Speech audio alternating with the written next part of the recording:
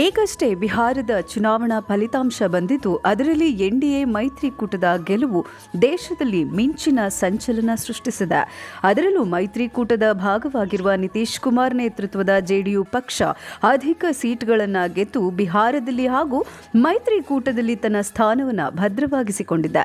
ಇದೀಗ ಆ ಗೆಲುವು ಕರ್ನಾಟಕದ ಮೇಲೂ ಪರಿಣಾಮ ಬೀರಿದೆ. ಯಾಕೆ ಅಂದರೆ ಬಿಹಾರ ವಿಧಾನಸಭಾ ಚುನಾವಣೆಯಲ್ಲಿ ಎನ್ಡಿಎ ಮೈತ್ರಿಕೂಟ ದಾಖಲೆಯ ಗೆಲುವು ಸಾಧಿಸಿರುವ ಹಿನ್ನೆಲೆ ಈಗಾಗಲೇ ದೇಶದ ವಿವಿಧ ರಾಜ್ಯಗಳ ರಾಜಕೀಯದಲ್ಲೂ ಹೊಸ ಚರ್ಚೆಗೆ ಕಾರಣವಾಗಿದೆ.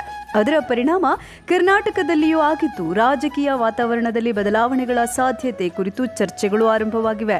ಈ ಗೆಲುವಿನ ಮೂಲಕ ನಿತೀಶ್ ಕುಮಾರ್ ಮತ್ತೊಮ್ಮೆ ಅಧಿಕಾರದ ಹಾದಿ ಸುಗಮಗೊಳಿಸಿಕೊಂಡಿದ್ದರಿಂದ ರಾಜ್ಯದಲ್ಲಿರುವ ಜೆಡಿಯು ಕಾರ್ಯಕರ್ತರು ಸಂಭ್ರಮ ವ್ಯಕ್ತಪಡಿಸಿದ್ದಾರೆ.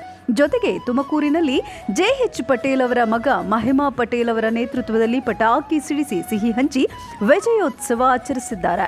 ಇದೇ ಸಂದರ್ಭದಲ್ಲಿ ಮುಂದಿನ ವರ್ಷ ನಡೆಯಲಿರುವ ಆಗ್ನೇಯ ಪದವೀಧರರ ಕ್ಷೇತ್ರದ ಪದವೀಧರ ಚುನಾವಣೆಯಲ್ಲಿ ಜೆಡಿಯು ಅಭ್ಯರ್ಥಿ ಡಾಕ್ಟರ್ ಕೆ ನಾಗರಾಜ್ ಅವರು ಈಗಾಗಲೇ ಅಬ್ಬರದ ಪ್ರಚಾರ ನಡೆಸ್ತಾ ಇದ್ದಾರೆ. ಜೊತೆಗೆ ಬಿಹಾರದ ಚುನಾವಣಾ ಫಲಿತಾಂಶದ ಉತ್ತೇಜನದಿಂದ ಈ ಬಾರಿ ಡಾಕ್ಟರ್ ನಾಗರಾಜ್ ಗೆಲುವಿನ ಸಾಧ್ಯತೆ ಹೆಚ್ಚಾಗಿದೆ ಎಂಬ ಅಭಿಪ್ರಾಯ ಜೆಡಿಯು ಪಾಳೆಯದಲ್ಲಿ ಕೇಳಿ ಬರ್ತಾ ಇದೆ.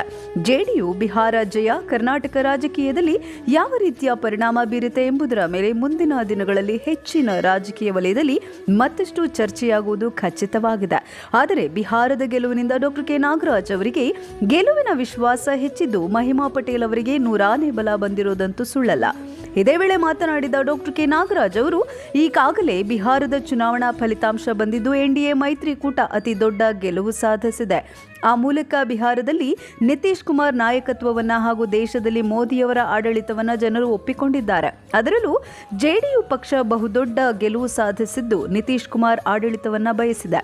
ಯಾಕೆ ಅಂದರೆ ಮೊದಲು ಬಿಹಾರವು ಜಂಗಲ್ ರಾಜ್ಯವಾಗಿತ್ತು. ಆದರೀಗ ಅದೆಲ್ಲ ಬದಲಾಗಿ ಅಭಿವೃದ್ಧಿಯತ್ತ ಸಾಗಲಿದೆ ಹಾಗೂ ಎನ್ಡಿಎಗೆ ಈ ಬಾರಿ ಬಿಹಾರದ ಮಹಿಳೆಯರು ಅತಿ ಹೆಚ್ಚು ಮತ ನೀಡಿದ್ದಾರೆ. ಯಾಕೆ ಅಂದರೆ ಅಲ್ಲಿ ಮದ್ಯ ಮಾರಾಟವನ್ನು ನಿಷೇಧ ಮಾಡಿತ್ತು ಜೆಡಿಯು ಸರ್ಕಾರ.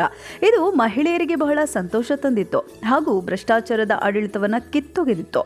ಇದೀಗ ಬಿಹಾರದ ಈ ಗೆಲುವು ಕರ್ನಾಟಕದ ರಾಜಕೀಯ ವಲಯದಲ್ಲೂ ಭಾರಿ ಬದಲಾವಣೆ ತರಲಿದ್ದು, ಮಹಿಮಾ ಪಟೇಲ್ ಅವರ ಸಾರಥ್ಯದಲ್ಲಿ ಜೆಡಿಯು ಪಕ್ಷವು ಮತ್ತಷ್ಟು ಬೆಳೆಯಲಿದೆ. ಜೊತೆಗೆ ಮುಂದಿನ ಬಾರಿ ಬಿಜೆಪಿ ಜೆಡಿಎಸ್ ಮೈತ್ರಿಕೂಟದ ಸರ್ಕಾರ ಬರಲಿದೆ.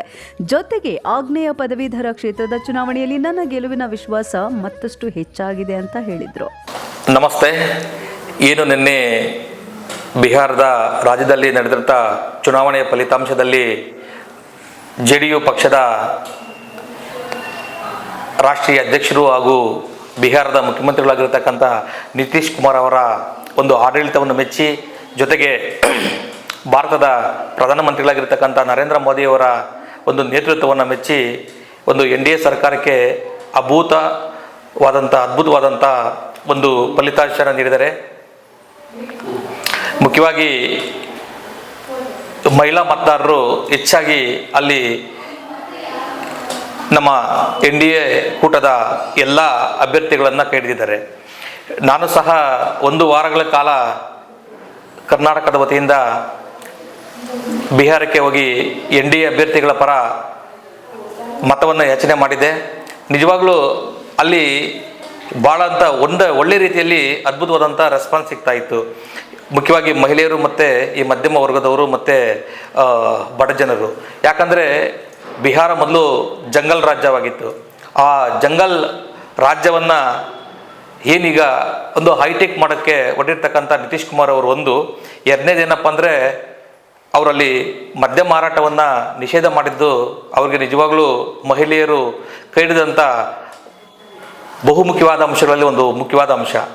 ಯಾಕಂದರೆ ಅಲ್ಲಿ ಮದ್ಯಪಾನ ನಿಷೇಧ ಮಾಡಿದ ಮೇಲೆ ಅತ್ಯಂತ ಹೆಚ್ಚಿನ ರೀತಿಯಲ್ಲಿ ಮಹಿಳೆಯರು ಅಲ್ಲಿ ನಿತೀಶ್ ಕುಮಾರ್ ಸರ್ಕಾರವನ್ನು ಪ್ರತಿ ಬಾರಿಯೂ ಸಹ ಕೈ ಹಿಡಿದಿದ್ದಾರೆ.